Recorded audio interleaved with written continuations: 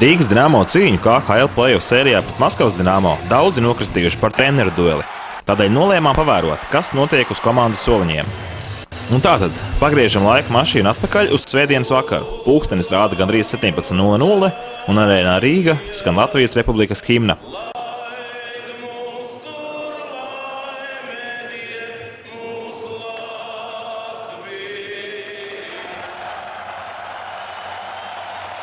Lai labāk saprastu, kas notiek uz soliņa, vispirms jāievēro daži pamatprincipi. Hokejā aizsargi sēž tuvāk saviem vārtiem, bet pret pretinieku vārtiem izkārtojušies uzbrucēji. Rīgas Dinamo komandā aizsargu darbu uzrauga Viktors Ignaķievs, bet ar uzbrucējiem strādā Jūlijus Šuplers un Artis Sābols. Mūsējais Slovāku speciālists aktīvi vada maču, rūpējoties par spēlētāju maiņām un kopējo spēles ritējumu. Uz soliņa savā starpā vairāk sazinās Ābols ar Ignaķievu, pievēršot uzmanību sīkām niansēm. Artis Sābols arī protokolē mūsējo sniegumu. Uz Maskavas Dinamo beņķa darba sadalījums ir savādāks. Oļega Znaraka loma ir pasīvāka, un spēli vada viņa asistenti, no kuriem mums vairāk interesē, protams, Harijs Vitoļņš. Ar palīgiem Znaraks komunicē gan skaļi, gan klusāk. Vajadzīgo vēstījumu tiek iečakstot ausī. Mača gaitā Šuplers galvenokārt runā ar Arti Ābolu un pa laikam dod norādījumus spēlētājiem. Oļegs Znaraks ir klusāks, bet, kad runā, tad galvenokārt vēršoties pie tiesnešiem. Uzreiz jāpiemina, ka Rīgas komandā sarunā ar tiesnešiem galvenais aktīvists ir Artis Sābols. Protams, neizpaliek arī padomu spēlētājiem, tomēr tādas epizodes viena perioda laikā nav pārāk daudz. Bet nu paskatīsimies, kā mainījās darbs uz soliņa mača gaitā. Spēles pirmajā trešdaļā abi treneri pamazām iegūta cīņas garšu un vairāk bija vērotāju lomā. Ierodoties uz otro periodu, Znarakam jāšķērso mūsējo soliņš, un te, protams, viss ir skaidrs. Acu skatieni nekrustojas, un abas puses vienu otru neredz. Tikmēr Jūlijus Šuplers tradicionāli savu vietu ieņem jau brīdī, kad pirmā maiņa pilnā sparā cīnās laukumā. Mača otrajā trešdaļā Oļegs Znaraks ir sajūtas spēli un ir jūtams skaļāks.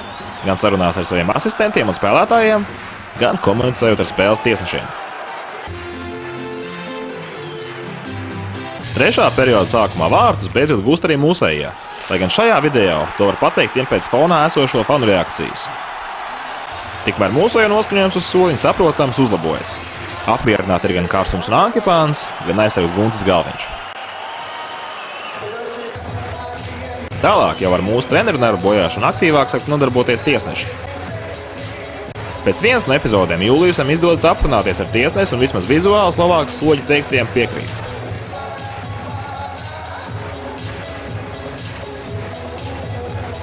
Pēc brīža spēles arbitri vēlreiz izpelnās publikas, kā arī mūsējo treneru nepatika, un šoreiz izkliet komandas viedokli apņems Artis Sābols.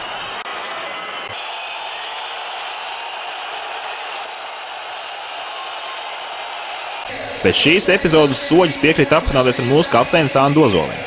Bet, kad Ābola mudināts galveno tiesneši cenšas sasaukt arī Šuplers, tad Svitrēnē paliek stāvam kā salsstabi. Debatēs ielaisties viņi negrasās.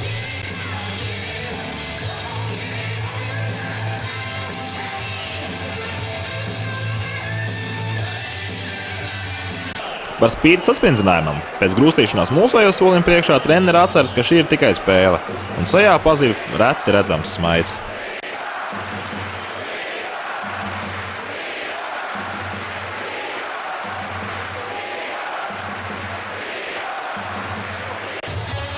Tikmēr spēlētājiem piezogas nogurums, un Jūlijus uz beņķīša kļūst aktīvāks, kā paslavējot par veiksmīgām epizodēm, tā vienkārši cenšoties uzmundrināt. Un tad jau arī atliek laiks sava mundieras podrināšanai, pēc kā ieņemtā stāja mums atgādina par Napoleona iesauku. 3 minūtes pirms pamatlaika beigām mūsējiem izdodas iespiest sānceņš viņu zonā, un Znaraks, žigli konsultējoties ar kolēģiem, ņem pusminūtes pārtraukumu, lai savējiem dot atāpu. Treneru darbu šajā laikā veic asistenti Vitoļņš un Ābols.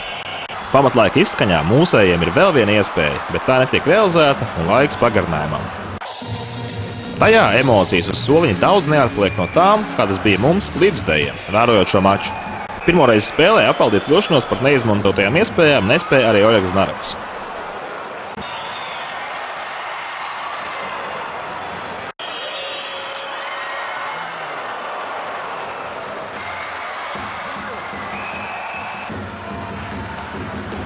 Protams, neizpalika arī abu komandu treneru reakciju uz tiesnešu darbībām. Bet, starp citu, mūsējiem pretenzijas pret Rīgas Dinamo piešķirtajām 2 minūtēm nebija.